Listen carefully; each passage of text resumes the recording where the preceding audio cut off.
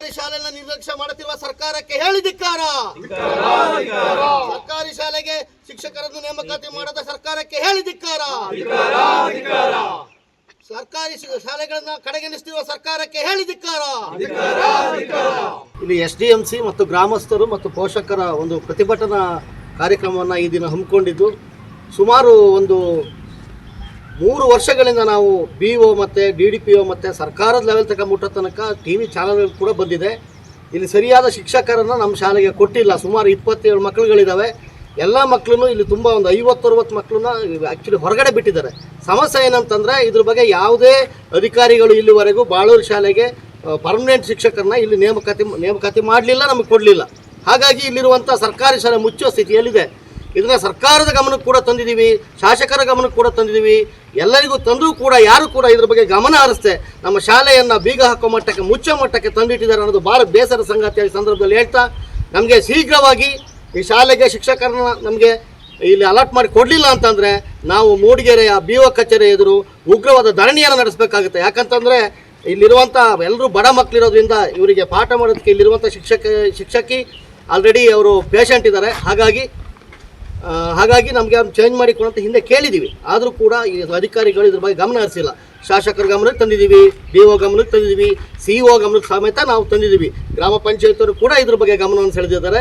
ಹಾಗಾಗಿ ನಮಗೆ ಮುಂದಿನ ದಿನಗಳಲ್ಲಿ 3 ದಿನಗಳಲ್ಲಿ ನಮಗೆ ಇದೊಂದು ಸಮಸ್ಯೆನ ಬಗೆಹರಿಸ್ಕೊಡ್ಲಿಲ್ಲ ಅಂತಂದರೆ ನಾವು ಮೂಡಿಗೆರೆಯ BO ಕಚೇರಿ ಎದುರಲ್ಲಿ ಎಲ್ಲ ಗ್ರಾಮಸ್ಥರು, ಹಳೆಯ ವಿದ್ಯಾರ್ಥಿಗಳು, ಪೋಷಕರು ಮಕ್ಕಳನ್ನ ಕರ್ಕೊಂಡ್ಬಂದು ಪ್ರತಿಭಟನೆ ಮಾಡಬೇಕಂತ ಸಂದರ್ಭ ಬರುತ್ತೆ.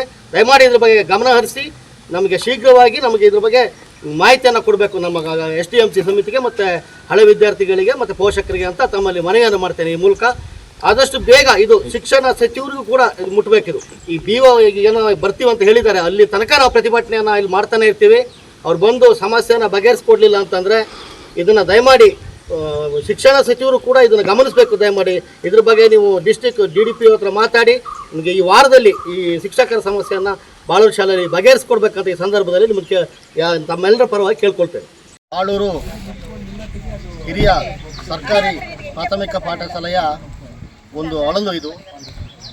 ಈ ವಿಡಿಯೋ ಮೂಲಕ ಒಂದು ಸಂದೇಶವನ್ನು ಏನು ತಿಳಿಸ್ತೀನಿ ಅಂತಂದರೆ, ಸರ್ಕಾರಕ್ಕೆ ಮತ್ತು ಶಾಸಕರಿಗೆ ಮತ್ತು BOಗೆ ಮತ್ತು DDPOಗೆ ಮತ್ತು ಶಿಕ್ಷಣ ಸಚಿವರಿಗೂ ಕೂಡ ಇದು ಮುಟ್ಟಬೇಕು ಈ ಸಂದೇಶ. ಈ ದಿನ ನಾವೆಲ್ಲ ಇಲ್ಲಿ ಏನಕ್ಕೆ ಇಷ್ಟೊಂದು ಜನ ಸೇರ್ಕೊಂಡಿದ್ದೀವಿ ಅಂತಂದರೆ, ಸುಮಾರು 4 ವರ್ಷಗಳಿಂದ ನಮಗೆ ಈ ಬಾಳೂರು ಶಾಲೆಯಲ್ಲಿ ನಮಗೆ ಶಿಕ್ಷಕರ ಕೊರತೆ ಇದೆ. ನಾವು ಇದನ್ನು ಎಲ್ಲ ಅಧಿಕಾರಿಗಳಿಗೆ, ಇಲ್ಲಿರುವಂಥ ಮೂಡಿಗೆರೆ ಶಾಸಕರಿಗೆ ಎಲ್ಲ ಕೂಡ ಗಮನಕ್ಕೆ ತಂದರೂ ಕೂಡ ಇಲ್ಲಿವರೆಗೂ ಈ ಶಾಲೆ ಬಗ್ಗೆ ಯಾರು ಕೂಡ ಒಂದು ಶಿಕ್ಷಕರನ್ನ ನೇಮಕಾತಿ ಮಾಡೋದ್ರಲ್ಲಿ ತುಂಬ ವಿಳಂಬ ಮಾಡ್ತಿದ್ದಾರೆ. ಇದ್ರ ಬಗ್ಗೆ ಯಾರು ಕೂಡ ಕಾಳಜಿ ವಹಿಸ್ತಾ ಇಲ್ಲ. ಸಮಸ್ಯೆ ಏನಾಗಿದೆ ಅಂತಂದರೆ, ಇಲ್ಲಿರುವಂಥ ಒಬ್ಬರು ಶಿಕ್ಷಕರಿದ್ದಾರೆ. ಆ ಒಬ್ಬರು ಶಿಕ್ಷಕರು ಆಲ್ರೆಡಿ ಅವರು ತುಂಬ ಪೇಷಂಟ್ ಇದ್ದಾರೆ. ಆದರೆ ಯಾವ ಕ್ಷಣದಲ್ಲಿ ಹೇಗಿರ್ತಾರೆ ಅನ್ನೋದು ಕೂಡ ಗೊತ್ತಿಲ್ಲ.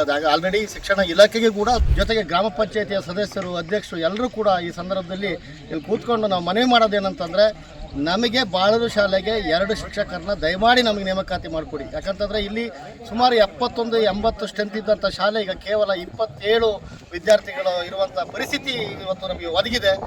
ಇನ್ನು ಮುಂದಿನ ದಿನಗಳಲ್ಲಿ ಶಾಲೆ ಮುಚ್ಚೋ ಸ್ಥಿತಿ ಬರುವಂಥ ಹಂತದಲ್ಲಿದೆ. ದಯಮಾಡಿ ನಮಗೆ ಇದ್ರ ಬಗ್ಗೆ ಗಮನ ಹರಿಸಿ ನಮಗೆ ಶಿಕ್ಷಕರನ್ನ ನೇಮಕ ಮಾಡಿಕೊಡ್ಬೇಕು ಶೀಘ್ರ, ಒಂದು 2-3 ದಿನದಲ್ಲಿ ಅಂತ ಈ ವಿಡಿಯೋ ಮೂಲಕ ನಮಗೆ ಈ ಸಂದೇಶವನ್ನು ರವಾನೆ ಮಾಡ್ತಾ ಇದ್ದಾರೆ.